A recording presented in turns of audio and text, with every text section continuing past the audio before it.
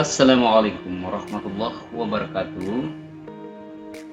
Alhamdulillahirrabbilalamin. Semoga kita senantiasa dalam kondisi yang sehat-sehat walafiat dan selalu semangat untuk belajar.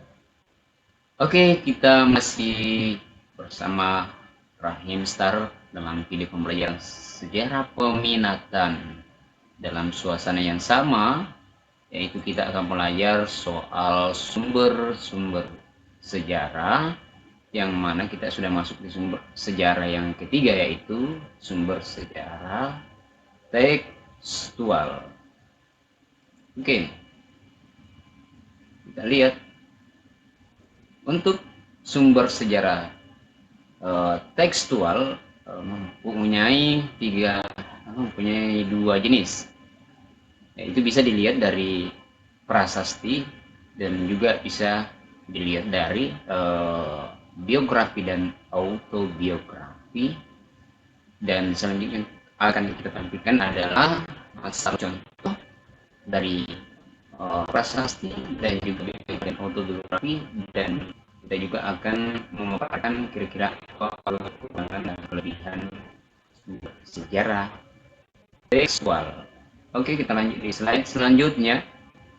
Nah, ini dia yang ada di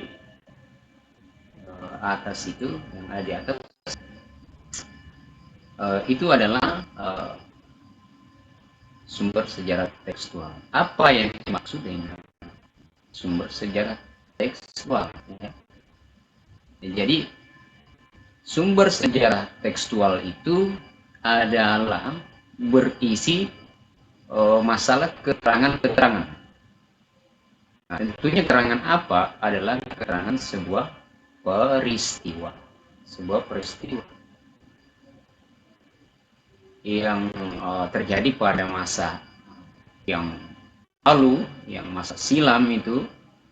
Kemudian di cara penyampaiannya atau cara pemberitaannya peristiwa itu melalui tulisan atau secara tertulis, makanya dikatakan sebagai tekstual. Nah, tentunya apa yang digunakan dalam untuk menulis atau untuk menggambarkan sebuah peristiwa secara tekstual, ini adalah media. Itu dia. Kemudian kita pindah ke contoh daripada prasasti sebagai jenis dari sumber sejarah tekstual.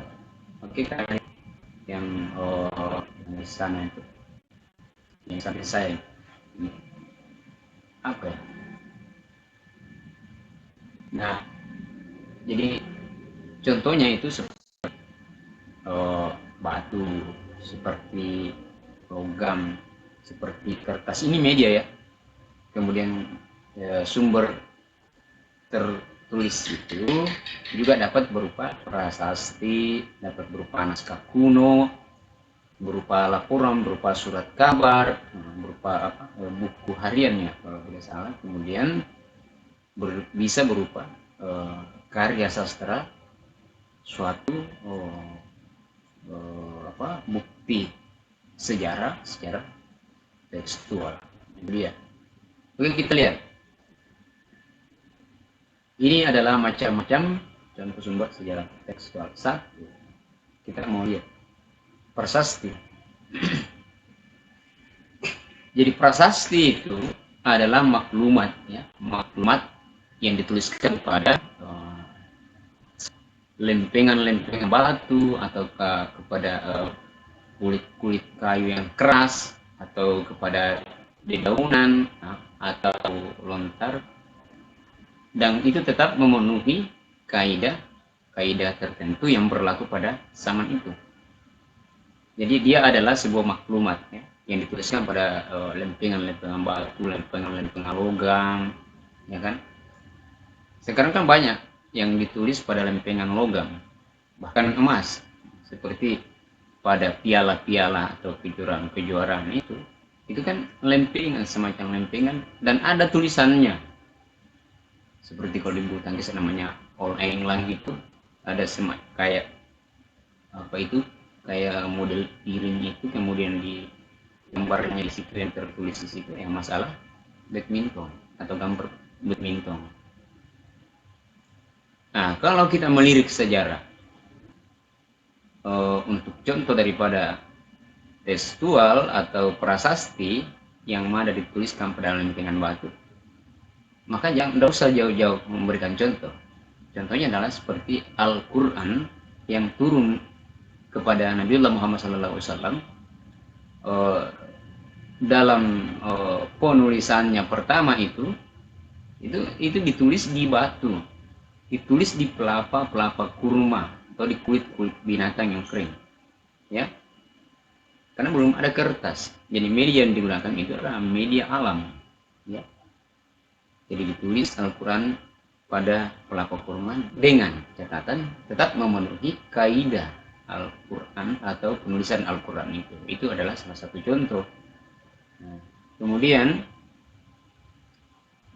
apa contoh prasasti?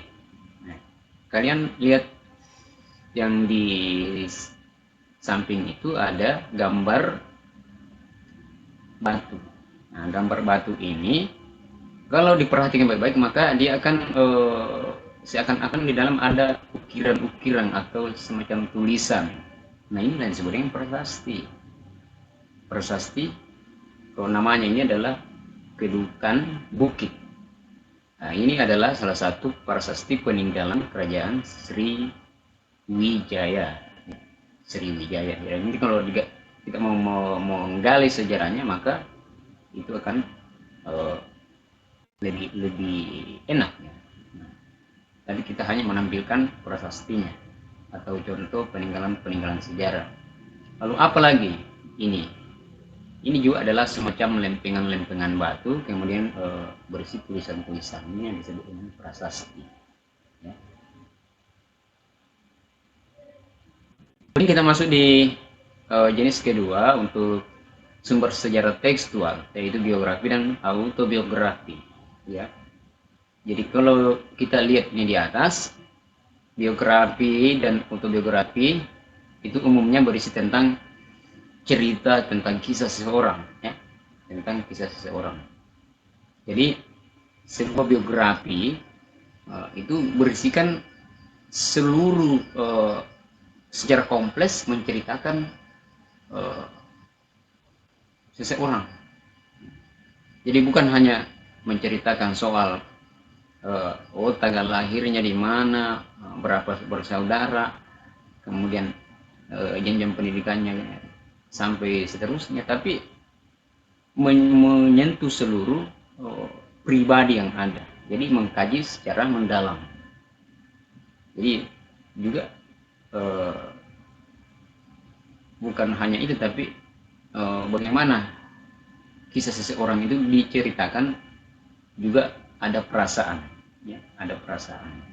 Jadi dikaji secara atau dikisahkan atau dituliskan secara keseluruhan tentang kisah tersebut. Jadi bukan hanya cuma menceritakan tanggal lahir, cuma jenjang pendidikan dan sebagainya. Nanti kita lihat contohnya untuk biografi dan autobiografi seperti buku dari kisahnya Soekarno, kisahnya Muhammad Hatta, kisahnya para pejuang, misalnya kisahnya anggota DITII seperti Kartosuwiro, seperti Harmo Sakar, dan masih banyak lagi kisah-kisah sebagai sumber sejarah tekstual. Nah, saya kira seperti itu untuk contoh daripada sejarah tekstual jenis biografi dan autobiografi. Kita lihat selanjutnya kelebihan sumber tekstual, pasti kelebihannya. Oke, kita putar. Nah, ini dia. Kelebihan sumber sejarah tekstual atau tulisan adalah dapat menjadi catatan peristiwa yang terjadi berdasarkan apa? Berdasarkan yang dialami pada saat berlangsungnya peristiwa itu. Nah, kemudian selain itu juga mempermudah bagi peneliti sejarah untuk pengumpulan data,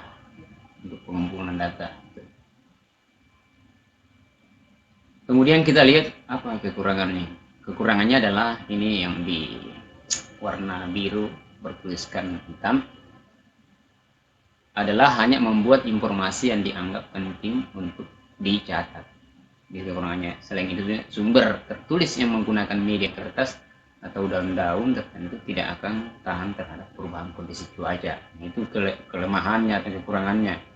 Ya, jadi kalau misalnya kita tuliskan sesuatu kepada daun, kepada pelapa kurma, kulit kayu atau batu, itu kan biasanya terkikis oleh iklim atau cuaca yang ada pada saat itu. Jadi akan hancur ketika berbenturan atau disentuh oleh hal-hal lain. Kenapa? Karena daun itu atau kertas itu kalau kena hujan kan hancur. Nah, ini adalah suatu kekurangan daripada sumber sejarah tekstual. Nah, itulah tadi penjelasan tentang sumber sejarah tekstual, yang kita sudah menceritakan tentang apa itu tekstual, kemudian apa itu prasasti, apa itu biografi dan autobiografi. Kita juga sudah menampilkan contoh-contoh dari prasasti dan autobiografi atau biografi. Kemudian kita juga sudah mengetahui kelebihan dan kekurangan. Nah, oleh karena itu, insya Allah pada pertemuan berikutnya kita akan ketemu di video masih tetap dalam suasana sejarah peminatang, membahas tentang sumber sejarah yang lain. Sekian, assalamualaikum warahmatullahi wabarakatuh.